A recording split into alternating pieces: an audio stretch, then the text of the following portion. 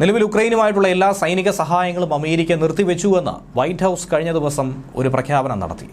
Ukraine president Volodymyr സെലൻസ്കിയും ട്രംപും തമ്മിലുള്ള കൂടിക്കാഴ്ചയിൽ വലിയ വാക്കുതർക്കമുണ്ടായത്, അത് ഏറ്റവും ഒടുവിൽ പിണക്കത്തിൽ കലാശിച്ചത്, ഇതൊക്കെ തന്നെ അതിൻ്റെ പരിണിതഫലം അന്നേ നോക്കിക്കണ്ടതാണ്. പിറകെ ഉക്രൈനും സെലൻസ്കിക്കും മുട്ടുപടക്കേണ്ട സാഹചര്യമുണ്ടായി. ഉക്രൈനിലുള്ള ആയുധ സഹായത്തിൽ അമേരിക്ക വിലക്ക് ഏർപ്പെടുത്തുമ്പോൾ ഉക്രൈനെ സംബന്ധിച്ച് ഏറ്റവും വലിയ തിരിച്ചടി ഉണ്ടാകുന്നത് അവരുടെ പ്രതിരോധ കോട്ടയിലെ ആക്രമണ ശേഷിയിലെ ഏറ്റവും വലിയൊരു കരുത്തനെ തന്നെയാണ് കിട്ടാതെ പോകുന്നത്. നേരത്തെ അന്താരാഷ്ട്ര മാധ്യമങ്ങൾ അടക്കം പറഞ്ഞ ഹിമാർസ് മിസൈൽ, അത്യാധുനിക നവീന സാങ്കേതികവിദ്യ ഉൾപ്പെടുത്തിയിട്ടുള്ള അമേരിക്കൻ കരുത്തൻ. അമേരിക്കൻ പ്രസിഡന്റ് ആയിരിക്കെ ജോ ബൈഡനാണ് 70 കോടിയുടെ $US ആയുധ സഹായത്തിലൂടെ ഹിമാർസിനെ ഉക്രൈന് കൊടുത്തു തുടങ്ങിയത്. അതോടുകൂടി റഷ്യ ചെറിയ തോതിലെങ്കിലും പരുങ്ങലിലായിരുന്നു. മാനുവലി ലോഡ് ചെയ്യുന്ന ആക്രമണകാരികളായിട്ടുള്ള മിസൈലുകളേക്കാൾ ഓട്ടോമാറ്റിക് ലോഡ് ചെയ്ത് ആക്രമണം കടുപ്പിക്കാൻ കഴിയുന്ന 10 മടങ്ങ് ശേഷിയുള്ള മിസൈൽ സാങ്കേതിക വിദ്യ ഉക്രൈന് കിട്ടിയതോടെയാണ് യുദ്ധത്തിൽ ഒരു മേൽക്കൈ ഉണ്ടായത്. M142 high mobility artillery mobility rock system എന്നതാണ് ഹിമാർസ് മിസൈലുകളുടെ പൂർണ്ണരൂപം. ഇതേപോലെയുള്ള ആയുധങ്ങൾ കിട്ടിയില്ലെങ്കിൽ എങ്ങനെയാണ് യുദ്ധമുഖത്ത് പിടിച്ചു നിൽക്കുന്നത്?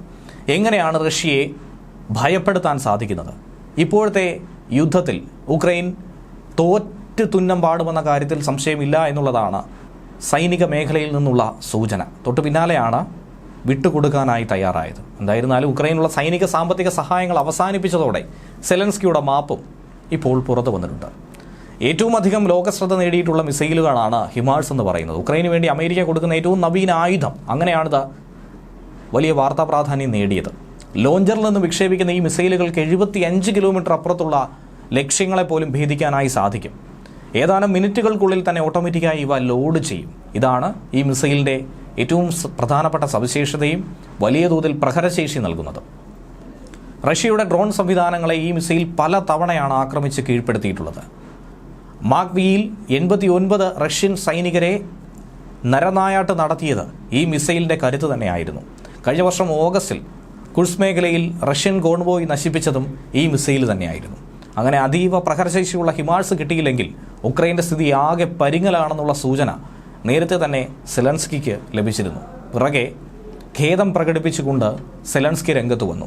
ശാശ്വതമായ സമാധാനത്തിന് ട്രംപിൻ്റെ നേതൃത്വത്തിൽ പ്രവർത്തിക്കാൻ തങ്ങൾ ആഗ്രഹിക്കുന്നുവെന്നാണ് സെലൻസ്കി പറയുന്നത്. എക്സിൽ ഒരു പോസ്റ്റ് പങ്കുവെച്ചുകൊണ്ടാണ് ഇക്കാര്യം വെളിപ്പെടുത്തുന്നത്. യുദ്ധം അവസാനിപ്പിക്കാൻ അമേരിക്കയുമായി കരാറിന് ആഗ്രഹിക്കുന്നുണ്ട്. ധാതുഖനന കരാർ ഏത് സമയത്തും ഒപ്പിടാൻ തയ്യാറാണെന്നാണ് സെലൻസ്കി പറയുന്നത്. ഉക്രൈനുള്ള സൈനിക സാമ്പത്തിക സഹായങ്ങൾ അമേരിക്ക നിർത്തിവെച്ചപ്പോൾ മാപ്പ് പറച്ചിലുമായി സെലൻസ്കിക്ക് രംഗത്ത് വരേണ്ടി വന്നു. ഉക്രൈനേക്കാൾ സമാധാനം ആഗ്രഹിക്കുന്ന ആരുമില്ല എന്നാണ് സെലൻസ്കി പറയുന്നത്. സമാധാനത്തിന് വേണ്ടി ഡൊണാൾഡ് ട്രംപിൻ്റെ ശക്തമായ നേതൃത്വത്തിന് കീഴിൽ പ്രവർത്തിക്കാൻ താനും അതുപോലെ തൻ്റെ സംഘവും എപ്പോഴും തയ്യാറാണ്. യുദ്ധം അവസാനിപ്പിക്കാനുള്ള നടപടി വളരെ വേഗത്തിൽ സ്വീകരിക്കുക, അതിനു വേണ്ടിയിട്ടുള്ള നീക്കങ്ങൾ തങ്ങളും നടത്തും. തടവുകാരുടെ മോചനവും ആകാശയുദ്ധം താൽക്കാലികമായി നിർത്തിവെക്കലുമൊക്കെ ആയിരിക്കണം ആദ്യഘട്ടത്തിൽ സംഭവിക്കേണ്ടത് എന്നുള്ള ഒരു നിബന്ധനയാണ് മുന്നോട്ട് വച്ചിരിക്കുന്നത്. ബോംബ്, മിസൈൽ, ദീർഘദൂര ഡ്രോണുകൾ എന്നിവയുടെ നിരോധനം, കടൽ മാർഗമുള്ള ആക്രമണങ്ങൾ, ഇതൊക്കെ തന്നെ റഷ്യ അവസാനിപ്പിക്കണം. എന്നാൽ ഉക്രൈനും അതുപോലെ തന്നെ ചെയ്യും. എന്തായിരുന്നാലും അമേരിക്കയുമായി സഹകരിച്ച് അമേരിക്ക പറയുന്നത് പോലെ അന്തിമമായ ഒരു യുദ്ധ കരാറിലേക്ക്, വെടിനിർത്തൽ കരാറിലേക്ക് എത്തിച്ചേരുമെന്നാണ് സെലൻസ്കി പറയുന്നത്. ഉക്രൈൻ്റെ പരമാധികാരവും സ്വാതന്ത്ര്യവും നിലനിർത്തി അമേരിക്ക ഇതുവരെ തങ്ങളെ എത്രമാത്രം സഹായിച്ചിട്ടുണ്ട് എന്നുള്ളത് വ്യക്തമായി തങ്ങൾ മനസ്സിലാക്കുന്നു.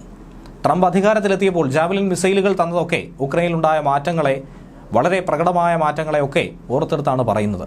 അതിനുള്ള നന്ദിയും ഇതോടൊപ്പം തന്നെ പറയുന്നു. വൈറ്റ് ഹൗസിൽ നടന്ന കൂടിക്കാഴ്ച പ്രതീക്ഷ രീതിയിൽ അവസാനിച്ചില്ല. അതിൽ അതിയായ ഖേദമുണ്ട്. കാര്യങ്ങളൊക്കെ ശരിയാക്കിയെടുക്കേണ്ട ഒരു സമയമായാണ്, അവസരമായാണ് ഇതിനെ നോക്കിക്കാണുന്നത്. ഇനിയും വരും കാലത്ത് സഹകരണവും ആശയവിനിമയവും ക്രിയാത്മകമായി മുന്നോട്ട് കൊണ്ടുപോകണമെന്ന ആഗ്രഹം മാത്രമാണ് ഉക്രൈനുള്ളത്. വാഷിംഗ്ടണിൽ നിന്നും മടങ്ങിയത് ഒരു കരാറുമില്ലാതെ ആയിരുന്നു. അതുകൊണ്ട് ക്രിയാത്മകമായ ഒരു സംഭാഷണത്തിൽ ഉക്രൈൻ ഇപ്പോഴും തയ്യാറാണെന്നാണ് സെലൻസ്കി പറയുന്നത്. ഉക്രൈൻ്റെ നിലപാട് കൂടി അമേരിക്ക കേൾക്കാൻ തയ്യാറാകണമെന്ന അഭ്യർത്ഥനയാണ് ഇതോടൊപ്പം പറയുന്നത്. ധാതുക്കളുടെ സുരക്ഷ സംബന്ധിച്ച കരാർ ഏത് സമയത്തും ഏത് സൗകര്യപ്രദമായ രൂപത്തിലും ഒപ്പുവയ്ക്കാൻ ഉക്രൈൻ തയ്യാറാവുന്നു. കൂടുതൽ സുരക്ഷയിലേക്കും ശക്തമായ സുരക്ഷാ ഉറപ്പുകളിലേക്കുമുള്ള ചുവടുവയ്പ്, ഒരു കാലെടുത്ത് വയ്പായി ഇതിനെ നോക്കിക്കാണുന്നു. ഫലപ്രദമായി പ്രവർത്തിക്കുമെന്ന പ്രതീക്ഷയും എക്സ് പോസ്റ്റിൽ സെലൻസ്കി കുറിക്കുകയാണ്. കടുത്ത മറുപടി കഴിഞ്ഞ ദിവസം സെലൻസ്കിയുടെ നിലപാടിനെതിരെ ട്രംപ് നൽകിയിരുന്നു. വലിയ തോതിലുള്ള ഉപരോധങ്ങൾ ഏർപ്പെടുത്താൻ അടക്കമുള്ള നടപടികളിലേക്ക്, സഹായങ്ങൾ അവസാനിപ്പിക്കുന്ന രീതിയിലേക്കൊക്കെ തന്നെ അമേരിക്ക കടക്കുമെന്ന ഭയം ഉക്രൈനുണ്ട്, പ്രത്യേകിച്ച് സെലൻസ്കിക്കുണ്ട്. സമാധാനത്തിലാണ് ശ്രദ്ധ കേന്ദ്രീകരിക്കുന്നതെന്ന് അമേരിക്കൻ പ്രസിഡന്റ് പറഞ്ഞു. നമ്മുടെ പങ്കാളികളും അതുപോലെ തന്നെ പ്രവർത്തിക്കണം. ആ ലക്ഷ്യത്തിൽ പ്രതിജ്ഞാബദ്ധരായിരിക്കേണ്ടത് അത്യാവശ്യമാണ്, അനിവാര്യമാണ്. ഉക്രൈനുള്ള എല്ലാ സൈനിക സഹായങ്ങളും നിർത്തിവെക്കുന്നത് താൽക്കാലികം മാത്രമാണ്. ഉക്രൈൻ തങ്ങളുടെ വഴിക്ക് വരുന്നതുവരെ മാത്രം. ഉക്രൈൻ റഷ്യ യുദ്ധം അവസാനിപ്പിക്കുന്നതിനുള്ള ഒരു കരാർ വളരെ അകലെയാണെന്ന് സെലൻസ്കി തന്നെ കഴിഞ്ഞ ദിവസം പറയുകയുണ്ടായി. ഇതുതന്നെയാണ് ട്രംപിനെ ചൊടിപ്പിച്ചത്.